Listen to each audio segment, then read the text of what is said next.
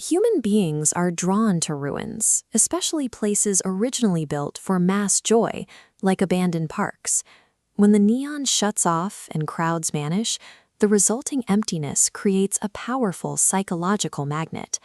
But the story of DreamWorld Park operates differently.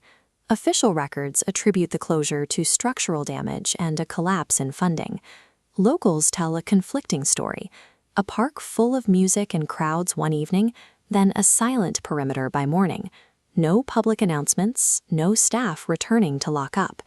When the protagonist breaches the perimeter, the rusted entrance creaks open to reveal an environment that defies standard acoustic physics. In a typical ruin, you hear wind or settling concrete. Inside DreamWorld Park, the silence is heavy.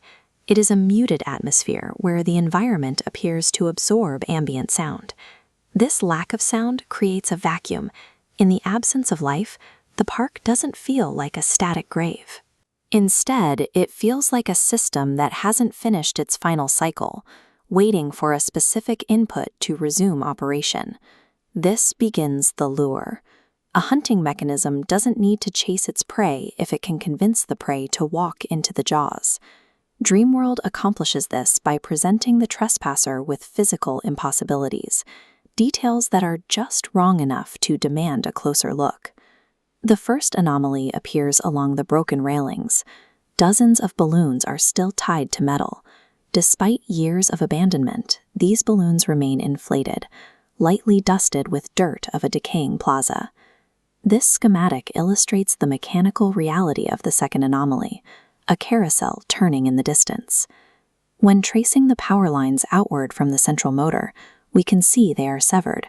There is no active electricity, no backup generator, yet the ride maintains a perfect rhythmic rotation. As the protagonist approaches the creaking machinery, a singular detail breaks the pattern of decay. Among the faded paint of the wooden horses, one figure stands out. Its surface is wet. The paint is fresh, as if it arrived long after the surrounding rot took hold. The lure weaponizes human curiosity. By presenting a broken rule of reality, the park forces a trespasser to seek a logical explanation. By the time they realize the carousel shouldn't be moving, they have already walked past the point of an easy retreat. Having pulled the target away from the exit, the park initiates Phase 2 inside the Smile Kingdom funhouse. Here, the anomalies escalate. The environment moves from subtle physical contradictions to an active suspension of natural laws.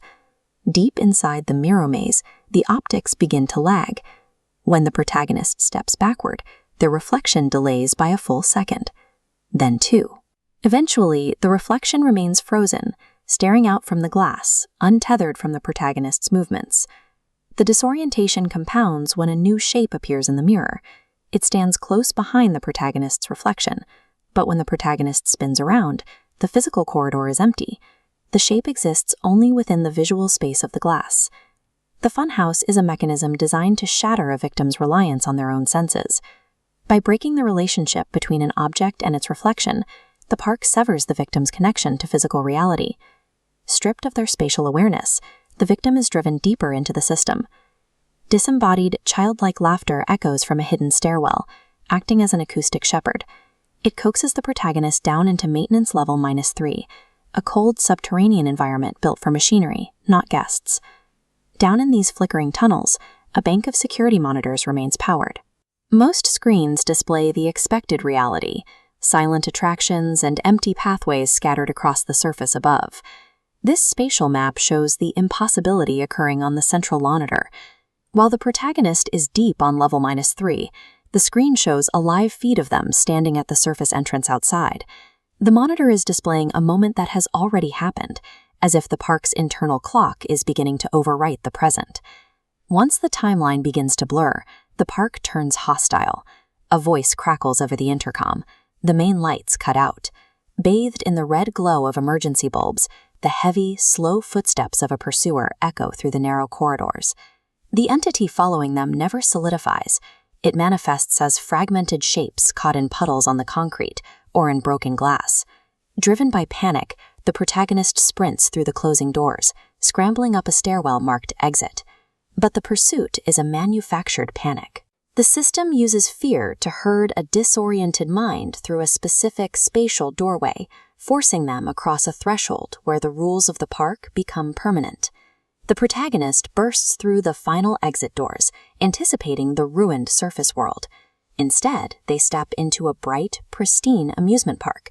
The rides are spinning, food stalls are serving, the pathways are packed with a laughing, moving crowd.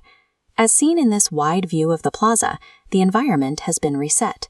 The iron gate used to enter the park is gone. In its place sits a new ride.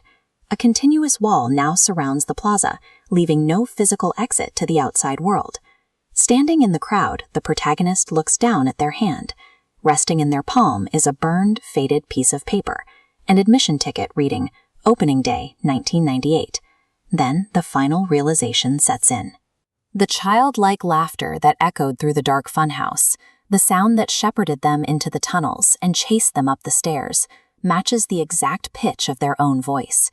DreamWorld Park is an anomaly that sustains itself by absorbing its observers. It converts trespassers into the permanent, looped memory of its glory days, locking them into a self-contained quarantine from which no record ever escapes.